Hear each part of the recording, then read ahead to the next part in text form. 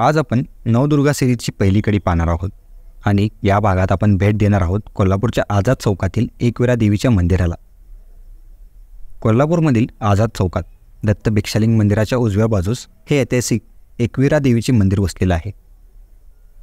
दगडात बांधलेले हे मंदिर स्थापत्यकलेचा एक सुरेख नमुना आहे।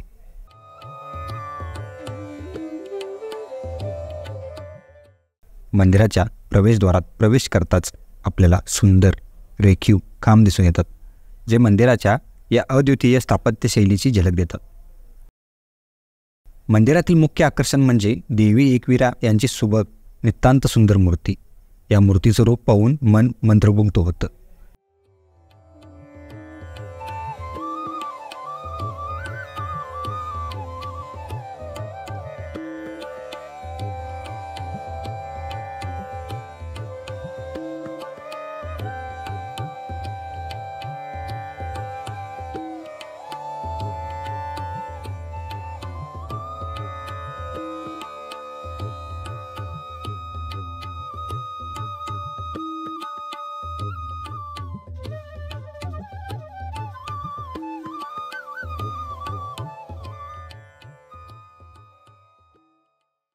देवीच्या उजव्या बाजूस भैरवाची मूर्ती देखील आहे, जी या मंदिराच्या आध्यात्मिक महत्त्वाची साक्ष देत राहते।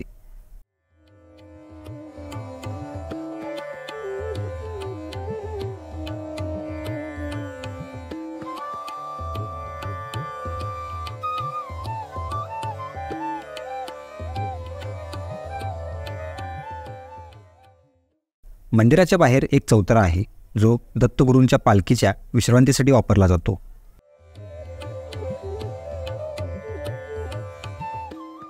आणि या मंदिराच्या भोवती उंच आणि देखणी दीपमाळ देखील आहे, जी या पवित्र ठिकाणाच्या सौंदर्यात भर घालते। हे मंदिर कोल्हापूरच्या स्थानिकांसाठीच नव्हे तर भाविकांसाठीही एक महत्त्वपूर्ण श्रद्धास्थळ आहे। या मंदिराला भेट दिल्यावर त्याच्या आध्यात्मिक ऊर्जेचा अनुभव घेणं हे खरंच अविस्मरणीय असतं।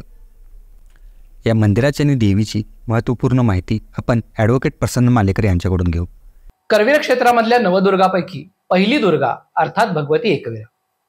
एकविरा म्हणजे भगवती रेणुका। ज्या वेळेला भगवान विष्णूच्या 6व्या अवताराचा काळ झाला, अर्थात पृथ्वीवरती अनाचार माजला, त्यावेळेला सर्व देव वैकुंठामध्ये भगवान विष्णूंची प्रार्थना करण्यासाठी गेले की आता आपण अवतार धारण करावा।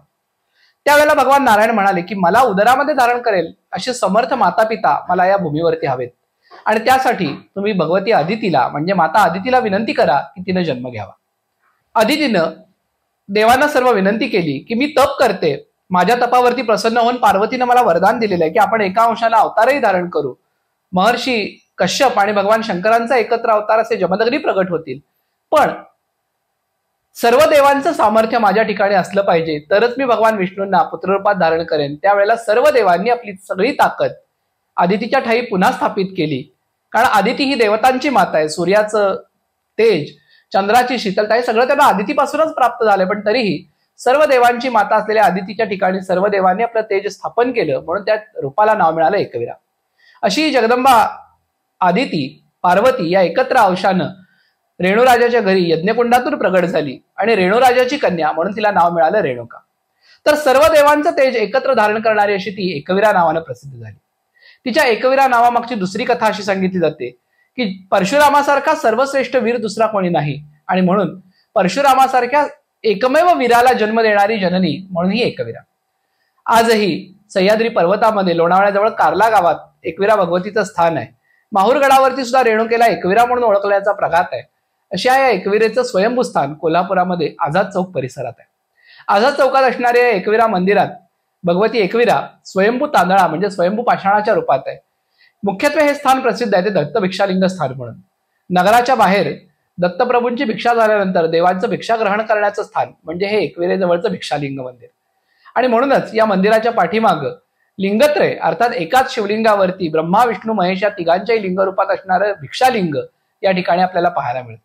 आजही प्रत्येक वर्षी चैत्र पौर्णिमेला घाटी दरवाजा इथून ज्योतिबाची पालखी एकविरेच्या भेटीला येते, आणि ज्याप्रमाणे एकविरा अर्थात रेणुका यमाईचा विवाह सोहळा जमदग्नी रूपी कट्यारी बरोबर संपन्न होतो, कट्यारूपी जमदग्नींबरोबर संपन्न होतो, त्याप्रमाणे आजही घाटी दरवाजावरच्या ज्योतिबाच्या कट्यारी बरोबर म्हणजे जमदग्नींबरोबर या एकविरेचा विवाह सोहळा देखील इथं संपन्न होत असतो. त्याचबरोबर आषाढ, श्रावण, मंगळवार, शुक्रवार, पौर्णिमा अशा अनेक दिवशी, त्याचबरोबर नवरात्रामध्ये भक्तजन या देवीच्या दर्शनाला गर्दी करतात.